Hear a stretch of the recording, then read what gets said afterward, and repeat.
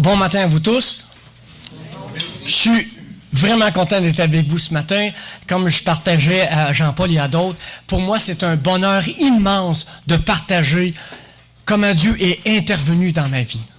Et juste pour me présenter, j'aimerais me présenter comme l'autre petit gars de Shawinigan. Vous connaissez déjà le petit gars de Shawinigan? Jean Chrétien? Je me sens un peu comme lui avec deux langues secondes, le français et l'anglais. Et j'aimerais vous raconter, comme j'ai dit, comment j'ai fait cette expérience de foi avec Dieu. Mais pour vous aider à comprendre, pour me donner une excuse pour être comme je suis, j'aimerais vous raconter ce qui m'est arrivé lorsque j'étais gamin, j'avais environ 4 ans, et j'ai vraiment failli me noyer. Alors, on était à une fête familiale, on était près d'une rivière, et là, moi, je jouais avec on appelle ça une chaloupe, je poussais la chaloupe, elle est attachée par deux chaînes, elle revenait. Je poussais la chaloupe, et à un moment donné, j'ai poussé la chaloupe, et j'ai tombé dans l'eau. Et la chaloupe est revenue par-dessus moi. J'étais emprisonné, et surtout à ce moment-là, c'était dans la rivière Saint-Maurice, et il y avait la flotte des billes de bois. On appelait ça la pitoune.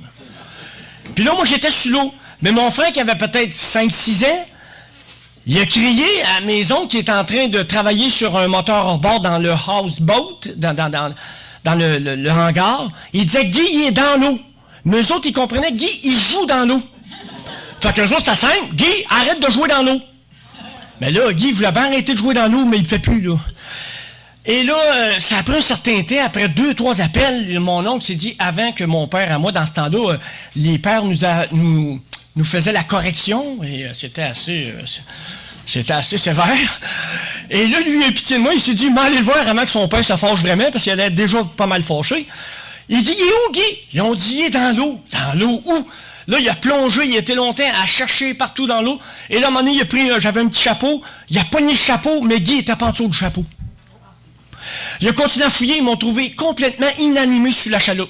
Je respirais plus, j'étais inanimé, j'avais commencé à prendre mes couleurs mauve et violette, et là, ils m'ont réanimé, il n'y avait pas beaucoup de notions de secourisme, mais ils ont dû me frapper à quelque part, en tout cas, l'eau a sorti et je suis revenu à la vie. Et je vous raconte ça pour vous dire que j'ai manqué d'oxygène au cerveau quand j'étais petit. Fait que, bon, ça l'explique bien les affaires. Vous savez, à partir de ce moment-là, je pense que j'ai eu peur de la mort.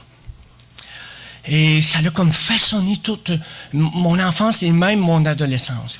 Non seulement j'avais peur de la mort, mais j'avais peur à cette époque-là, pour ceux qui sont de ma génération, j'ai 56 ans, j'avais peur du bonhomme 7 heures. Ça, c'était un personnage inventé pour qu'on se couche, puis qu'on n'argumente pas.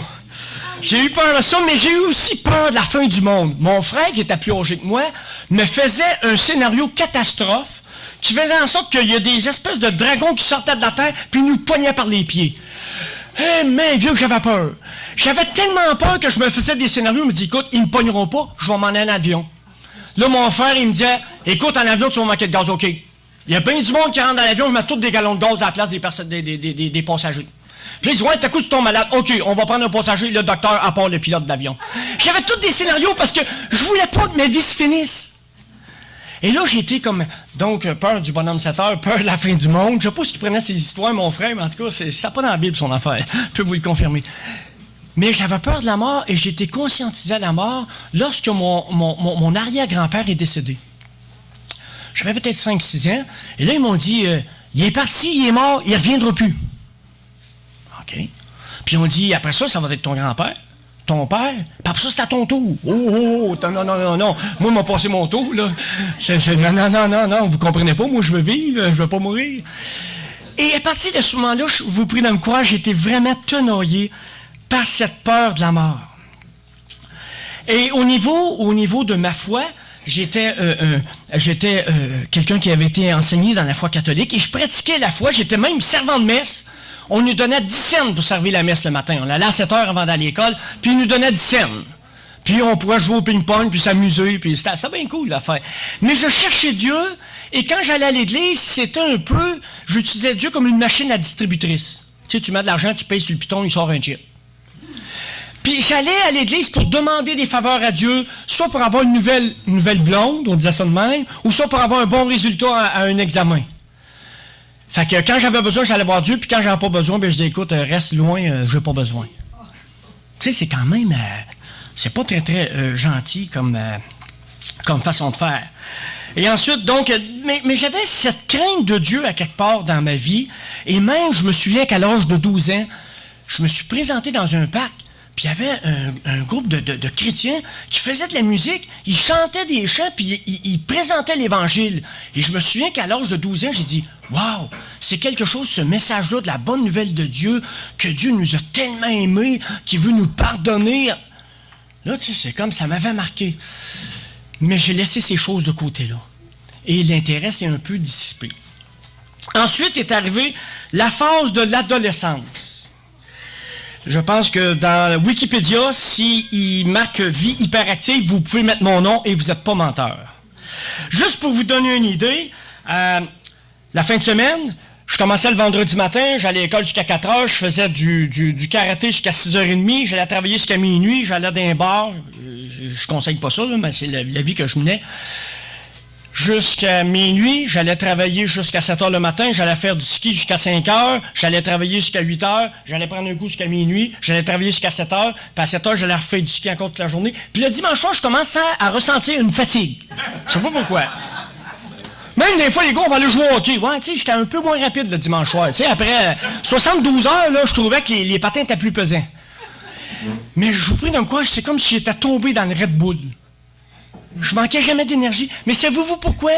Je voulais tellement pas mourir. Je voulais vraiment vivre. Et comme disait Angèle Arsenault dans le temps avec sa chanson, je l'avais toute la vivre ma vie, pas juste des petits bouts. Moi, ce qui me frustrait le plus dans la vie, c'était de dormir. Quelle perte de temps incroyable. Écoutez, tu fais quoi quand tu dors? C'est pas très actif, fait que ça allait pas avec moi vraiment.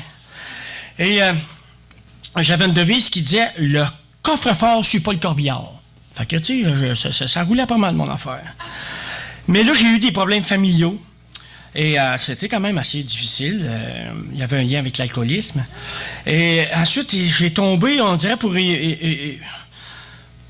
pour oublier ça, j'ai comme tombé dans l'hyper-social aussi. J'avais beaucoup d'activités sociales et dans les bars, malheureusement. Et puis, mais j'avais une espèce de questionnement, de recherche de l'appel de Dieu. Je vous prie de me croire, je m'en allais à pied de chez moi, là, au cégep. Puis c'est comme si je sentais que Dieu m'invitait. Puis je disais à Dieu, écoute, moi, Seigneur, là, tu sais, je sens que tu m'appelles à quelque chose, mais moi, je veux pas devenir curé. Parce qu'à cette époque-là, si tu avais la foi, tu devenais curé. Puis si tu devenais curé, tu te mariais pas.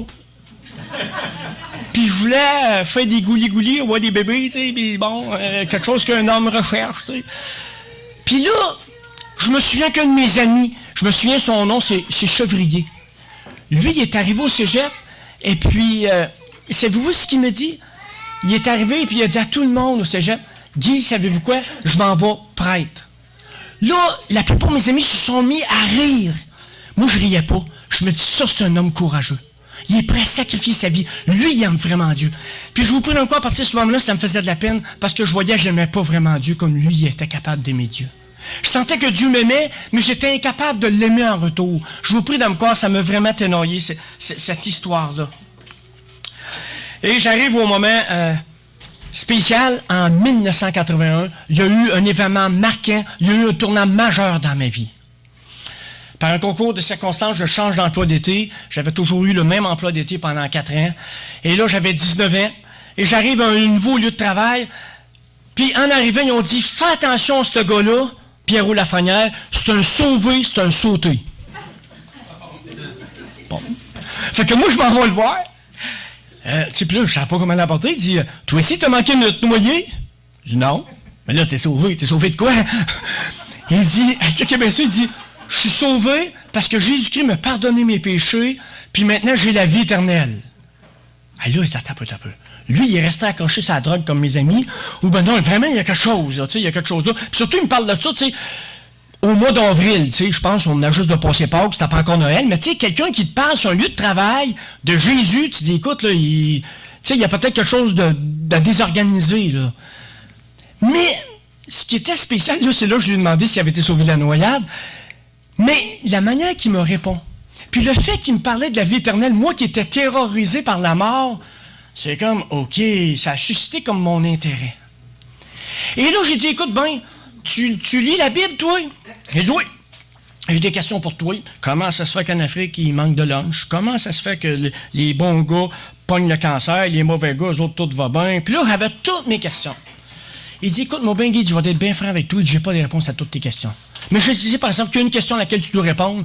Où si tu vas, même que tu meurs, dans un français impeccable comme ça, où vas-tu aller quand tu vas mourir, si on traduit? Puis là, je dis, je vais aller au ciel. Ah oui? Oh, oui. Fait qu'il dit, tu te bases sur quoi? Ben écoute, j'ai l'impression que ça va être très, très serré au photo finish. Ça va être juste le museau qui va dépasser. J'ai fait du mal, pas mal, mais j'ai assez de faire du bien, fait que ça devrait passer. Il dit, t'es-tu sûr que c'est de même que Dieu voit ça? Oui. Qui t'a dit ça? Ben, le monde, le curé, l'église, le séminaire. J'avais quand même j'avais été au séminaire, moi, puis on m'enseignait l'évangile, puis bon, ça doit être ça. Et là, vraiment, là, je vous prie de me croire, ce que j'ai réalisé en parlant avec ce gars-là, il répondait pas à mes questions comme j'aurais voulu. Parce que à ce temps-là, j'étais à l'université, puis j'étais un petit peu plus intellectuel. Puis lui, il me parlait de Jésus comme jamais personne ne m'avait parlé de Jésus.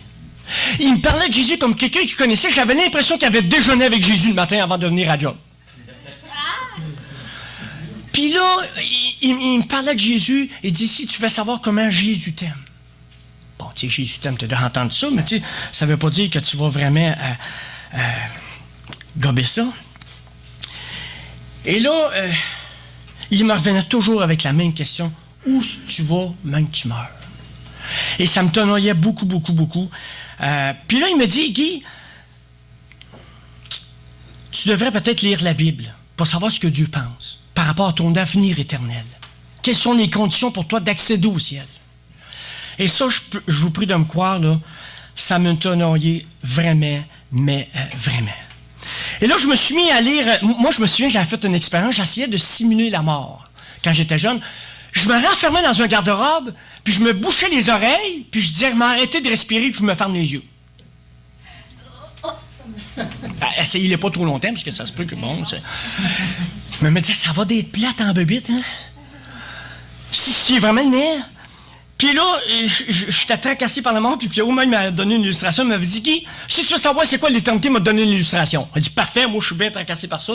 Il dit, imagine-toi un gros cube en métal, le plus dur possible, puis qu'à tous les 1000 ans, il y a un corbeau qui lui a donné 2 coups de bec, puis il s'en retourne. Au bout de 1000 ans, il revient, 2 coups de bec, il retourne, puis il dit, quand que consumer tout le cube, là, c'est une fraction de seconde dans l'éternité. Pour quelqu'un qui a peur de la mort, t'écoutes, puis tu dis, ouais, OK, ouais. Là, à un moment donné, j'ai dit, il m'en veut, ce gars-là. Il m'avait passé une cassette d'un prédicateur qui parlait de la mort. Il dit, il veut m'achever, c'est sûr. J'étais traumatisé, je vous prie dans quoi, là? Le soir, quand je me couchais, je m'endormais pas, je m'évanouissais. Parce que j'avais peur pendant mon sommeil. C'était cool que j'ai une défaillance, je pourrais pas appeler au secours. Je vais être en train de dormir. Je vais peut-être mourir dans mon sommeil. Je capotais, je vous prie de me quoi, là. Je m'endormais aux petites heures du matin, tu sais, j'avais de l'école le lendemain, j'avais l'air d'un raton laveur. J'étais pas capable de dormir. J'avais peur de dormir. Puis, mais je vous l'ai dit, j'ai manqué d'oxygène au cerveau, hein. C'est quand même ça. Puis, ouais, des conséquences. Et là, je me suis mis à lire dans la Bible.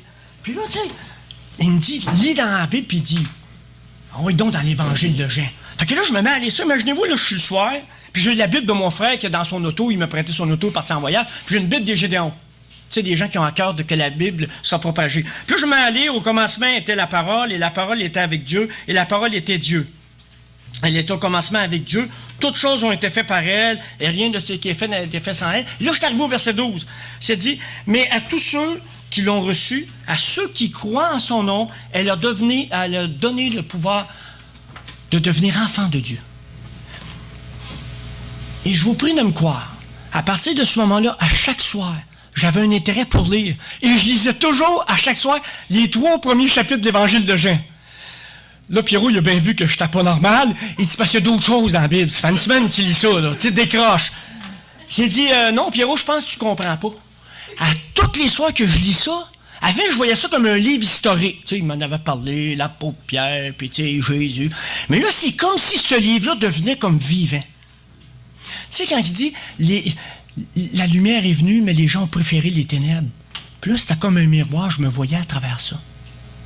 Je vous prie dans quoi j'étais vraiment tenaillé par la parole de Dieu. Et là, il a commencé ce combat, cette lutte intérieure en dedans de moi, là, qui était incroyable. Il m'avait parlé qu'on pouvait être sauvé, on pouvait être pardonné, on pouvait être délivré de la culpabilité de nos péchés par l'intervention de Jésus-Christ à la croix quand il a versé son sang. C'était pour la purification de nos péchés. Là, il me parlait de ça.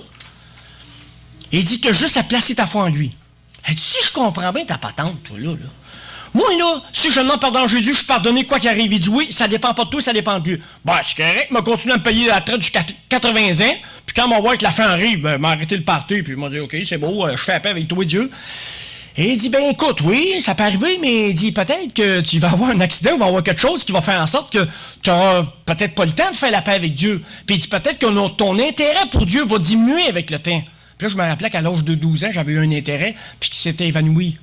Mais c'est ouais. Écoutez, je me suis mis vraiment à... Mais c'est quand il me disait que c'était par grâce, ça, j'avais bien de la misère.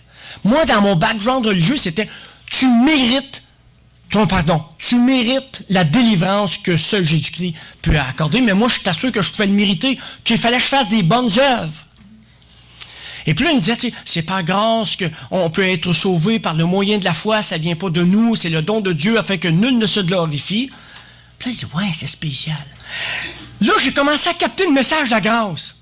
Puis là, il dit, Dieu, il m'aime vraiment. J'étais tellement convaincu que Dieu m'aimait, mais j'étais tellement convaincu que je ne méritais pas d'être aimé par Dieu. C'est vous ce que j'ai dit à Dieu? J'étais en train de travailler sur mon lieu de travail. J'ai dit à Dieu, écoute, là, moi, j'ai l'impression que ton ange, là, il s'est trompé d'adresse. Pourquoi tu t'offres pas cette grâce-là, ce salut-là, ce pardon-là à mon ami Michel Blanchette? Lui, il boit pas, il fume pas, il sac pas, puis il niaise pas les filles. Mais semble que tu gages là-dessus, là, tu gages chez lui, là, tu sais, c'est un bon cheval à Blue Bonnet. Moi, il dit, Seigneur, je vais être la picouille qui va avoir de la misère à faire le tour. Puis Pierrot, il dit, tu es en train de comprendre que si Dieu décide de te pardonner, c'est dans sa grâce. Il a décidé de t'aimer, puis il t'aime éperdument. Ce matin, si j'avais la capacité technique de vous montrer tous les feux d'artifice qu'il y a dans ma tête pour vous dire comment Dieu vous aime. Et parce que j'ai compris un jour, à travers la lecture de la parole, que Dieu m'aimait, ça a amorcé une réflexion qui était vraiment déterminante dans ma vie. Et le combat ultime a eu lieu le 6 mai 1981. Là, j'ai commencé à être convaincu que j'étais vraiment pécheur, que j'avais besoin d'être pardonné. Et toutes les fois que je blasphémais, là, j'ai réalisé toute l'ampleur de l'horreur des blasphèmes que je prononçais. Puis même quand j'ai commencé à entendre parler de l'Évangile, j'avais dit à Dieu, m'a fait comme Pierrot, je sac plus. Là, je me donnais un coup de marteau sur le doigt, puis là, je sortais toute mon ustensilerie de l'Église. Puis là, à un moment donné, j'ai réalisé, non, regarde, c'est méchant. Et là, le 6, là, Pierrot dit, écoute, Guy, là, tu lis la parole de Dieu, tu connais l'amour de Dieu, maintenant, tu as une décision à prendre, maintenant, tu as un choix à faire, de lui dire oui, puis de l'accueillir par la foi. De mettre ta foi en Jésus-Christ pour le pardon de tes péchés. Fait qu'il me dit ça. Il me dit, tu as juste à lui demander. Ouais, juste à lui demander. Il me dit, écoute, m'en dit pardon pour tes péchés, dis que tu reconnais que tu es un pécheur, m'en dit que Jésus te sauve, puis en vertu de la croix, en vertu du sacrifice que Jésus, le Fils de Dieu, a accordé, il me raconte tout l'Évangile, comme quoi qu'on peut être vraiment pardonné. Fait qu'il dit, OK. Fait qu'on arrive ça, c'était le mercredi soir. J'étais dans l'auto de mon frère, puis là, je dis, OK, Seigneur, c'est à soi que ça se passe. Je vais prendre une petite shot, parce que là, ça va donner un grand coup. Je suis dans l'auto. Puis là, je dis, Seigneur, écoute, là, moi, là, je peux plus vivre de même. Je sais que je suis perdu, que si je suis pas pardonné, que je suis vraiment perdu, parce que le seul moyen qu'on m'avait dit, que c'était par Jésus-Christ que je pouvais être sauvé. Puis je me souviens que ce verset-là, Jean 3,16, disait « Car Dieu a tant aimé le monde qu'il a donné son Fils unique afin que quiconque croit en lui ne périsse point, mais qu'il ait la vie éternelle. » Je me dis, Guy, si tu crois, tu vas avoir la vie éternelle. Pour quelqu'un qui a peur de la mort éternelle, ça cogne. Puis c'est pas parce que c'est le verset préféré des gens, c'est le verset que moi j'ai découvert en lisant les 3 premiers chapitres de l'Évangile de Jean. Et là, je me souviens, j'étais dans la voiture, j'ai dit, écoute, Dieu, moi, là, je sens vraiment, je suis perdu, je sens que tu m'aimes, puis moi, je suis pas capable de t'aimer en retour parce que j'ai peur de ce que ma vie va d'être. Moi, je me voyais pas me promener dans les corridors avec un cierge, puis « Ego sum papes, discipulorum, va plus à polorum ». Tu sais, là, je me voyais pas beaucoup dans ce mode-là, moi. Puis là, j'étais dans mon auto, puis j'ai dit, Seigneur, je te demande pardon. J'étais vraiment sincère, Seigneur, je te demande pardon. Pardonne-moi mes péchés. Seigneur, c'est toi seul qui peux sauver, ben sauve-moi parce que j'ai aucun autre espoir. Je fais la prière, je dis Amen. Il dit, soir, tu vas le savoir. Ben oui, il n'est pas l'air d'un gars bien électrocuté, moi, là. Je reprends encore. Ah, là, ça fait 3 fois que je prie. Il dit, là, coudonc, ça marche pas son affaire, là. Je dis, je le sais quoi? Je pogne la Bible de mon frère, je mets ma Bible comme ça. Seigneur, en vertu de la vérité que dans ce livre-là, je te demande pardon, puis là, je fais encore ma prière. Seigneur, vraiment, je sais que je suis pécheur, mais pardonne-moi, Seigneur, s'il vous plaît, dans ta grâce. Accepte-moi dans ton royaume. Pardonne-moi. Amen. Puis là, il y a quelqu'un, moi, je viens juste de prier, là, tu sais. Là, je me suis mis à capoter. J'arrive le lendemain au travail. Ça, c'était le 7 mai. J'arrive, puis Pierrot dit, comment ça va? Ça va très, très mal. Ben, il dit, comment ça? Il dit, hier soir, on a prié toute l'église pour toi. Ben, il dit, votre prière, ça marche pas fort, pas en tout. J'ai dit, moi, là, on m'a expliqué, puis je vous dis, j'ai encore le goût de pleurer, hein, il dit. J'ai dit, moi, je suis perdu. Puis Dieu veut pas me pardonner. Ben, il dit, écoute, ça se peut pas. Non, dis pas des affaires là. Ben, je te le dis, j'ai demandé de me sauver, puis il veut pas. Il dit, je te le dis, là, s'il y a un précipice, je me garoche en bas. Écoute, la vie, ça vaut plus la peine d'être vécu. Si je fais toutes mes folies, puis j'arrive au bout, puis qu'il n'y a rien, ça m'a rien donné de tout vivre ça.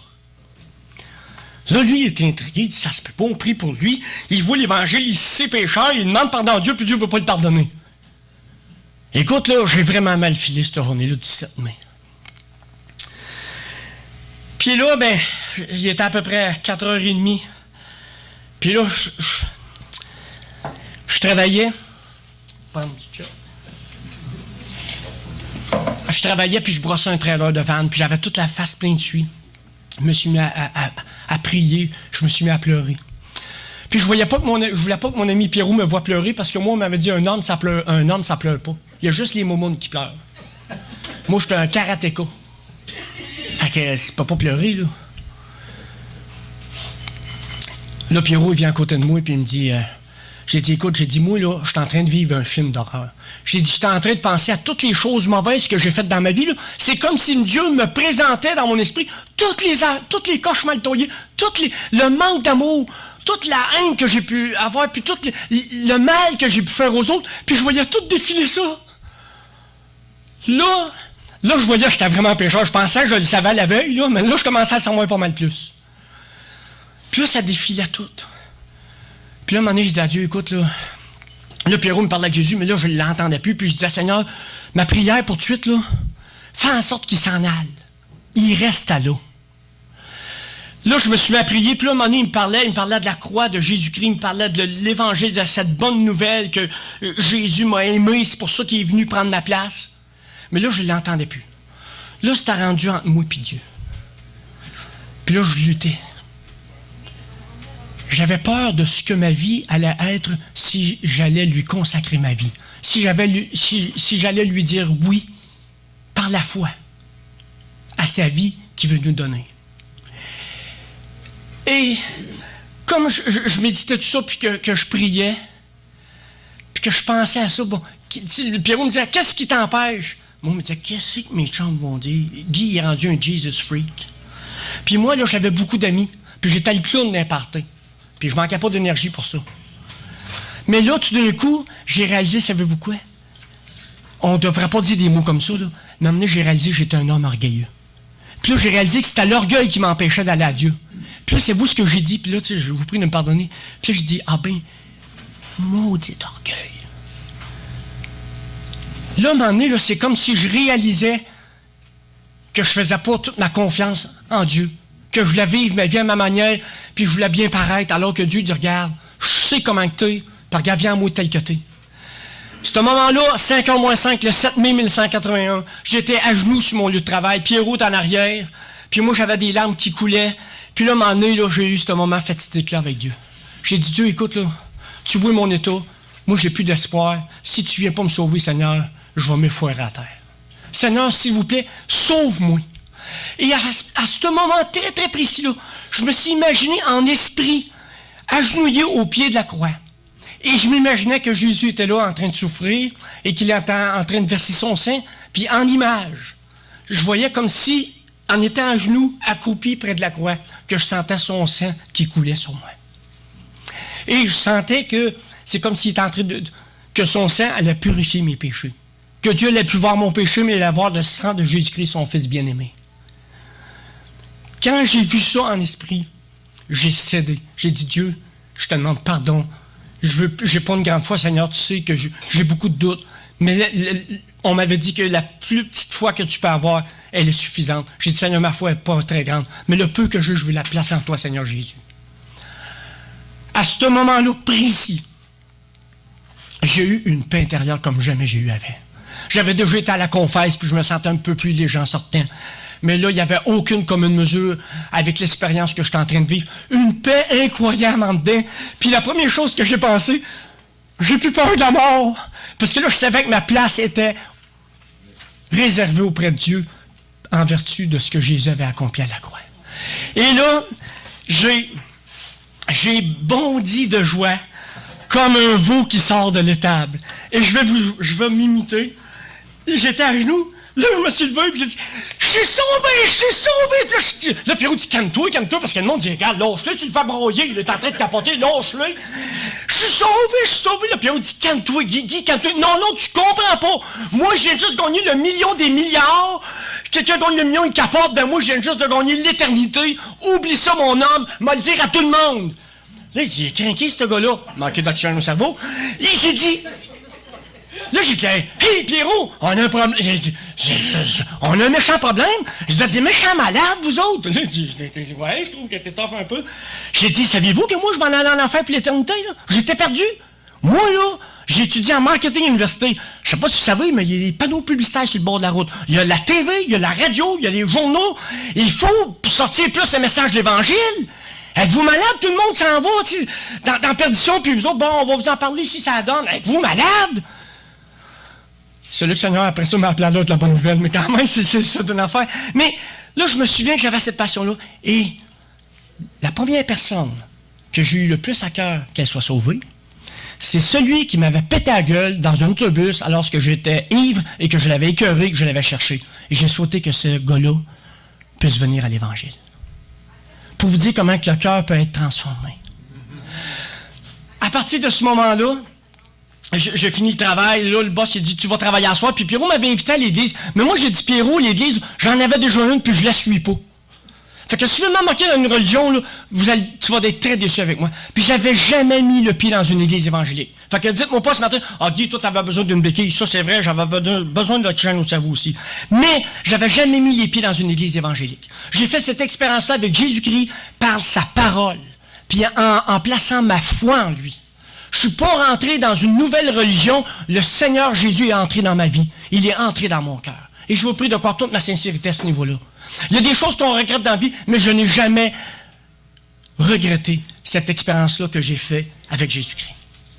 Et je me souviens, le soir, j'avais été à l'église, je me souviens, écoutez, c'était en 1981, je me souviens encore du prédicateur puis de la prédication, il parlait du roi David. Puis j'ai eu le privilège d'être entouré par des chrétiens, puis j'avais soif de la parole de Dieu. Moi, j'ai dit, s'il parle de Jésus-Christ, s'il parle de l'Évangile, puis s'il parle de la Bible, je vais y aller.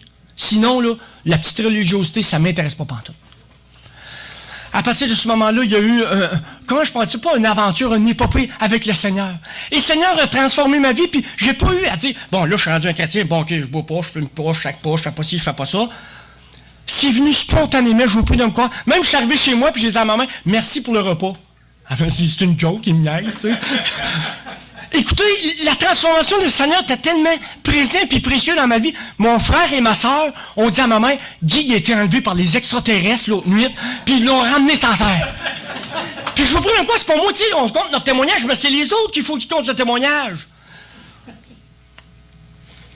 Écoutez, c'était une expérience formidable, puis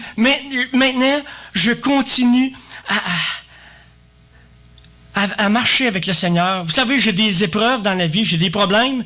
Vous ne créeriez pas ça si je vous dirais tout ce que je vis, mais il y a des victoires, il y a des bénédictions, il y a des choses merveilleuses.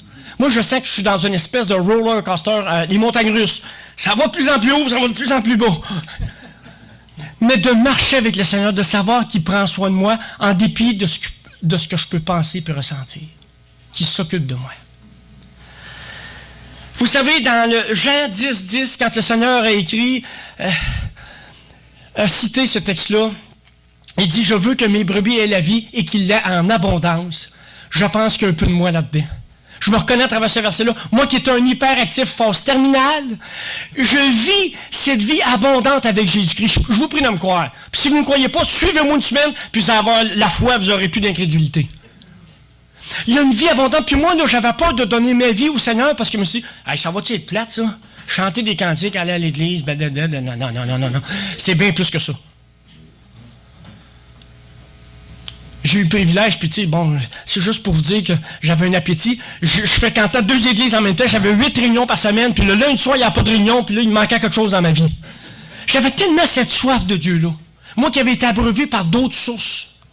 Là, maintenant, j'étais abreuvé par l'eau pure de la parole de Dieu. C'était quelque chose vraiment de vivre ça. Jacques, au chapitre 4, verset 14, dit « Qu'est-ce que votre vie? Une vapeur qui se dissipe. »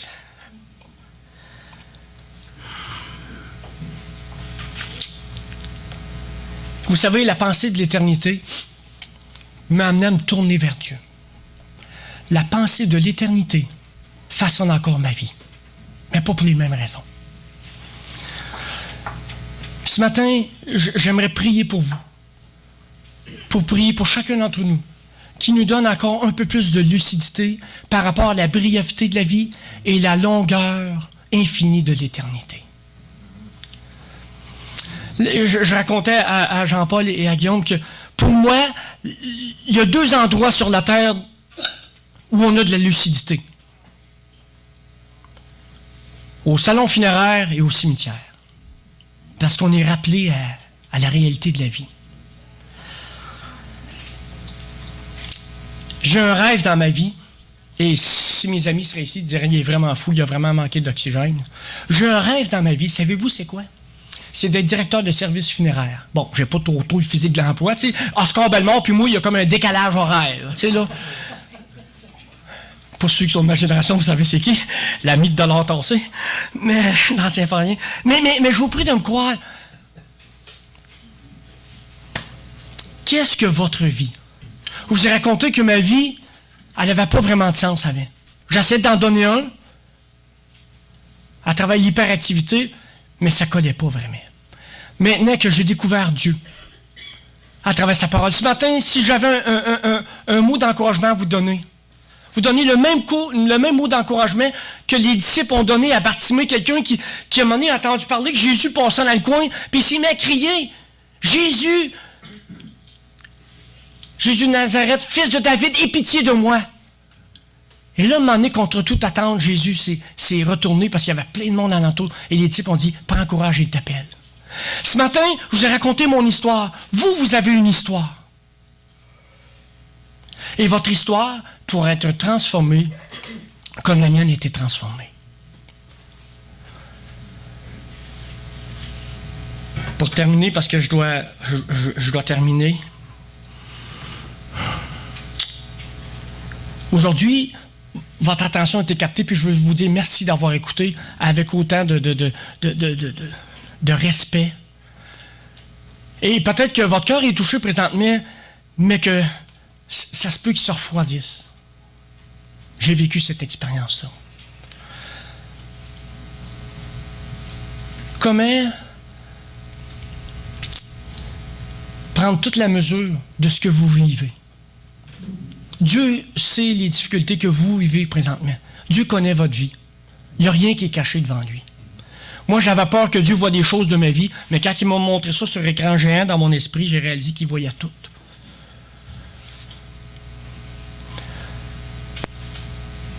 La pensée de l'éternité.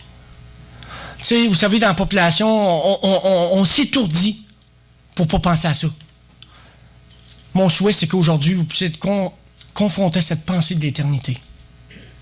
Si vous voulez savoir si vous vieillissez, comptez le nombre de fois que vous allez au salon mortuaire. Par année, par mois, puis quand vous êtes rendu par semaine, votre taux s'en vient. Puis c'est vrai, ça. Est-ce qu'on est conscient, chacun d'entre nous, c'est pas une belle perspective, tu sais, on va mourir, tu sais, je vois les gens dire on va mourir, c'est pas un beau programme, ça. Non! Mais on a été créés par Dieu pour vivre éternellement, dans sa présence ou hors de sa présence. Et je sais que c'est pas populaire de dire qu'on pourrait aller chasser la présence de Dieu, mais c'est une réalité. Mais si on savait comment Dieu a réglé ce problème-là une fois pour toutes en envoyant son Fils bien-aimé sur la croix, venir expier nos péchés, venir nous purifier et nous rendre purs, saints et parfaits pour qu'on puisse être accueillis dans la présence de Dieu. Je vais faire une courte prière. Est-ce que je peux faire une prière? J'aimerais prier pour vous. J'aimerais intercéder pour vous. Je vous prie de me croire, je vais le faire d'un cœur sincère. Puis peut-être vous entendez des voix. Ah, non, c'est pour lui, mais moi, c'est pas pour moi. Puis toute la quête. Il y a toutes sortes de voix qui vont vous empêcher. Vous savez, l'aveugle Bartimée, là, quand il a entendu l'appel de Jésus, il a enlevé son manteau puis il est parti à courir vers Jésus. Il y avait quelque chose qui l'empêchait de courir. Il s'en est débarrassé puis il a couru vers Jésus. Prions. Seigneur Jésus, ce matin, ma prière, c'est que pour chaque personne qui sont ici, qui puisse entendre ta voix, l'appel que tu leur lances, pour les accueillir dans la foi, dans le pardon, dans la réconciliation avec le Père.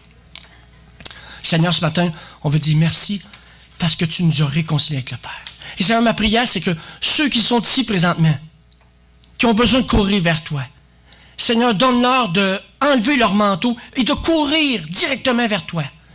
Seigneur, pour ceux qui sont mal pris comme moi, qui avaient le manteau de l'orgueil dans leur vie, qu'est-ce que les gens vont penser? Seigneur, si les gens savaient la vie que tu offres, ils ne refuseraient pas. Alors, Seigneur, ma prière, c'est que tu les éclaires, que tu touches leur cœur, que l'Esprit Saint puisse être en travail pour convaincre chacun d'entre nous de péché, de justice et de jugement. Seigneur Jésus, ce matin, merci que tu vas accueillir tout le monde.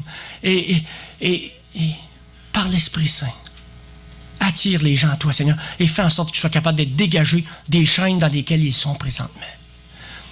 Seigneur, on veut dire merci pour ton amour qui a été manifesté en Jésus. Merci, Seigneur, pour m'avoir pardonné, moi, qui ne le méritais pas. Merci, Seigneur, que tu en as pardonné d'autres. Et merci, Seigneur, que tu veux en pardonner encore aujourd'hui. Que ton pardon n'est pas épuisé. Et Seigneur, ma prière pour chacun d'entre eux, à travers la journée, que tu puisses leur donner un moment de lucidité. Et même ce soir, lorsqu'ils auront ce temps seul, qu'ils puissent avoir ce temps avec toi, et qu'ils puissent crier à toi, et que tu puisses les secourir comme tu m'as secouru. Et Seigneur, ma prière, c'est qu'ils puissent persévérer. Seigneur, alors que je pensais que tu m'avais refusé, tu m'avais préparé toute une place, mais tu voulais faire comprendre une grande leçon avant de me pardonner. Et Seigneur, donne-nous de prendre cette leçon-là qu'on a besoin d'être pardonné. Que sans toi, on ne peut pas être sauvé. Que sans toi, Seigneur, c'est impossible. Que notre justice propre ne sera jamais assez parfaite pour atteindre tes standards. Mais merci, Seigneur Jésus, que tu es venu sur terre, que tu as accompli les standards à notre place. Merci d'avoir vécu une vie parfaite ici-bas sur terre pour qu'elle puisse être créditée à notre compte. Merci, Seigneur Jésus, et nous te prions pour ta gloire. Que ta gloire soit manifestée dans les cœurs ce matin et dans les vies, et qu'il en soit ainsi pour l'éternité. En ton nom, Jésus. Amen. Merci à vous tous pour votre écoute encore une fois.